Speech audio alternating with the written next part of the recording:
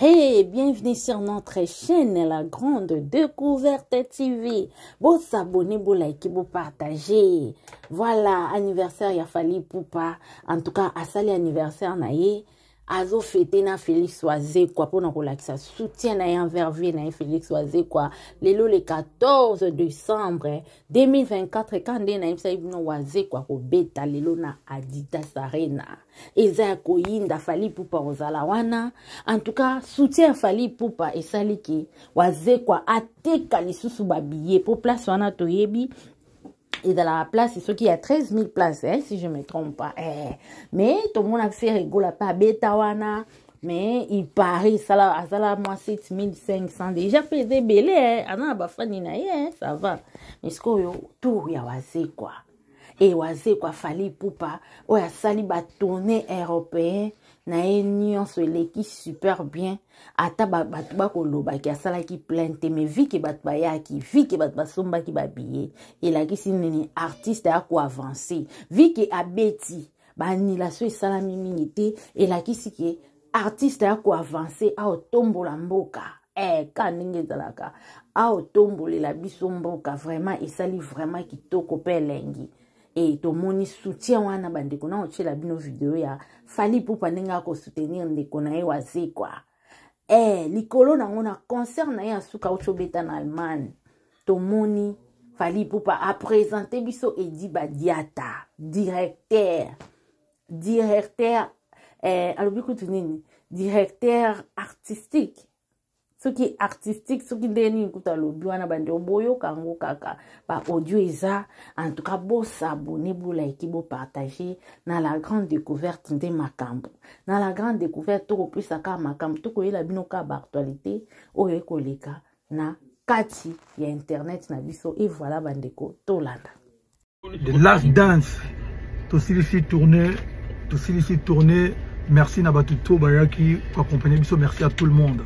Alors voilà, tout à l'heure, je vous donne rendez-vous pour mon anniversaire. Bissotou, on va fêter au concert de notre grand frère Kao Benganzembo, Moukou Abongo Félix Oise quoi. Hein? Porte de la Chapelle, donc dit Torkos, viens à Bisso Oise quoi. Tout à l'heure, bah Warrior, tout il y a Paris, au bazar d'attend. Tout le monde a Bisso pour le concert, il vient à Bisso Oise quoi. Bah Paris, tout n'a pas tout la musique, il y a Warrior ou pas. La musique tout à l'heure. Oise quoi. Oise quoi. Oise quoi. Berlin donne. Oise quoi. Oise quoi.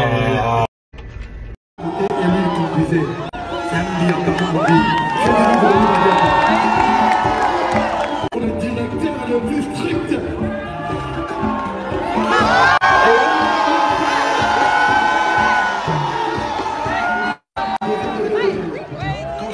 De faire mon album Droit Chemin, la personne qui m'avait accompagné dans la voiture, c'était lui.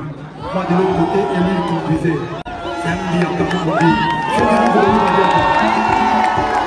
bolinga te bakabwana batina il faut bazala na batina wana po bakene bien lobi bo mona ngene na tombola ki Edi Badiata donc ça Edi Badiata d'après Fally ça Edi Badiata ndeye pe Fally azate pour les joueurs au moni première impression so ozana l'idée au sala likambo mutu ali boso okutana na ye soko mutu na a décourager so ozama makasite ogo tika pe mais so ozana idée moko lungo sala mutu ali boso ye pa na par exemple na papa no manangina sala business moko boyenga na bino oge business wana bo sala ngote za faux business ogo obige so ozipe makambo wana ogo okenda ngo polo bibe no sala pe business ngote otiki pe nga moko na zaki na masa moko aforesanga makambo ebele na ngo otanga be komote obomba na beteli sona na sala lo mo ba pekisinga lelo nga na koma ko regete kuba ifayana sana nga likambo nga na ifayana sana nga likambo wana so na tuna gaete obomba mais ozomona ndenge pe Fally azalaki Fally siko na Edi Badiata donc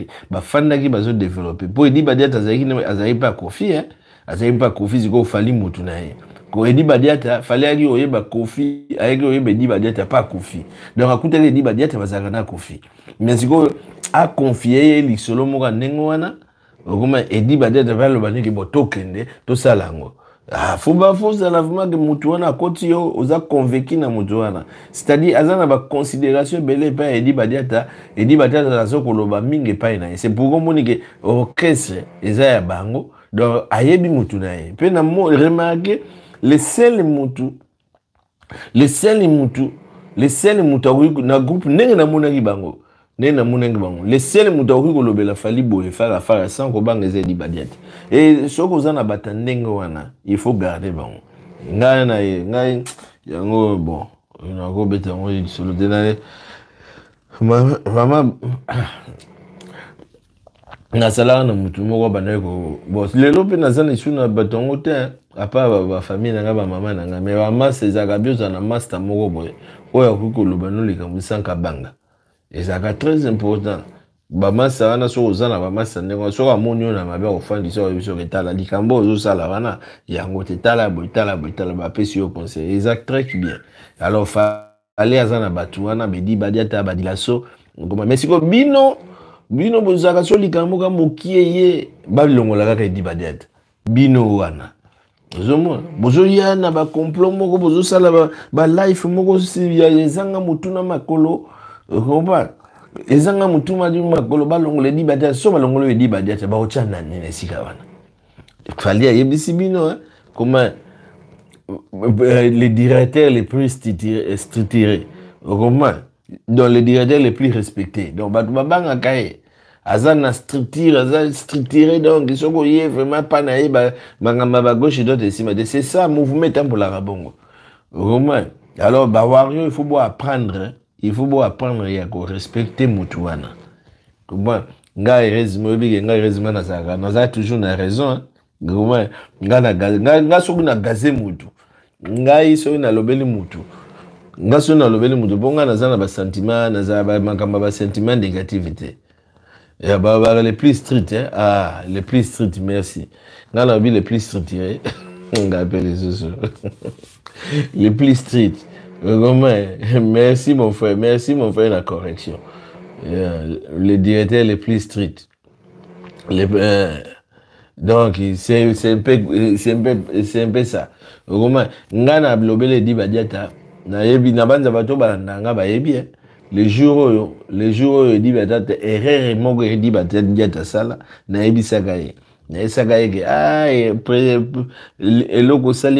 pour ça là il faut ça la sala ngo na États-Unis oyo na baki bo mona makambe bimana sima comment edi badia to beti mabe il fallait pour loba boy na lobaka ngo comment nengo beti bo pesi bango porte to koyoka makamuni ne batami na sima ko bima na life wana ta na salaka life wana batebele balobela nga yozo banga birote soki yedi ba data lobi bongo c'est que fallait mutapesi autorisation na eseki même il fallait passer autorisation ba salaire pour na sima nango makambe ko bima na sima nango makambe bimaka ba Joël ba yaka ne pesaka tiko pito pale pona eloko yedi ba data salaka donc pour signe du temps tant nenge fallait azaboye batu mususu bazoluka succès na simanae batu mususu bazoluka poro tesika nini ba okota donc bato baza peme na fali il faut bazalaka prudent likamuni tokoloba na moment ni tokoloba eloko ni tolingi toloba comment biloko wana ezaneti biso te boye ngana ko yana nga par exemple biso na ba demer na ba mumbaya o ba vava ba Congo Kiss batunion wana toko ya to cheli micro to banikolo batoko lo ba n'importe quoi et là on se tolingi to loba mais falite bureau ya falite comment différence ezana biso na bato wana ngwana donc neti mutu lokola bedi badiata bato bureau ya fali soki boyo koloba loko fo botala tani ni bozolo belango les raisons ni bozolo belango. Est-ce que ça a bénéfice na bino? Comment? Et là quoi na sima ko botelo nini? So le quoi ça déjà na moi ban tesel na sima bo pesa ngo occasion te. So bino bo pesa ngo occasion le quoi ezelo quoi bo pesa ngo pifo. Na bo pesa ngo exemple moko. Et par exemple neti fait rigola. Tout le monde fait rigola abimi nenga fi abimi seki mutaki ndingu wana enigme ya kindingu wana afinga fali. Siko ba musicien fali. So bazaki diba ba ye ba jouer loko wana mundingu. Roman ba kena ngomba mo ba komi kolobela ngo bino mo ndu bofungole bango porte siko bo banda guerre pour bango eloko bazoluka yango wana Donc, bon, il faut biro ya fali, ba makambu wana. Beaucoup ko pesa kutu pour na minute au fali niveau komi. Donc mais Kofi aluki fali na niveau tout azo kokate. Azo luka azo Kofi aluki basala na fali guerre moko ezala vraiment ya tiko tak. Que ya lobby azo ngisi mais fallait éviter on en et tout. Comment guerre wana suka kaka ba warrior ba yeba take ba lobeni et Kofi ayebi ke tango ba warrior bazo lobeza ngo falite. Comment nenge moko na faire. Comment si côté niti batu mususu o batu mususu ba chroniqueur mususu pe bazali bazo luka pe succès na sima fali.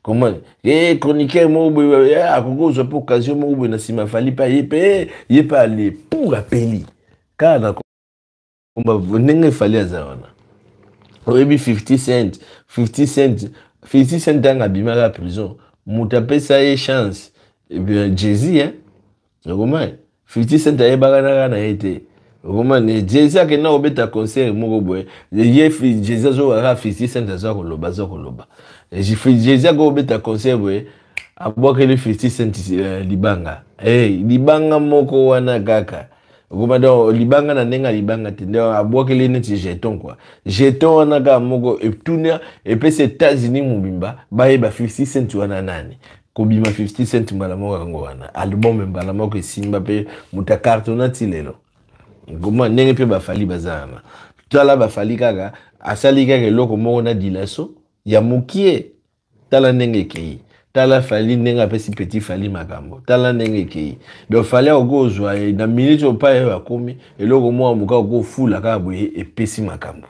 Donc c'est-à-dire biro ya fali bato bazana fali yango mona ngana zaka so bato bazana ba fali bato ba pembe na fali ba ye ko lobalika mo ba ye ko sala acte moko boya mabenga na sili kaka o neti ba biloko tozolo bela ngo on peut ça ka rappel yo ba ke obeta mutu mo boye ba menasa ki mutu moko boye o ba ke ne dans biro ya fali bazana ba droit ya berere wana te baza même pas na droit ya berere wana.